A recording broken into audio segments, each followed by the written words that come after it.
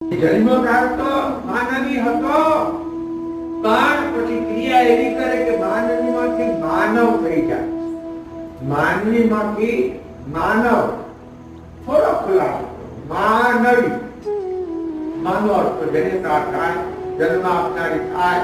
જો જે તો નવી નહીં, અહીં આયા તો માનવી, અહીંથી કદાચ 84 માં જે કૂતરામાં જે તો માં નવી, બિલાડી જે તો માં નવી, પક્ષી માં જે તો માં નવી, અહીં આયા તો માં નવી.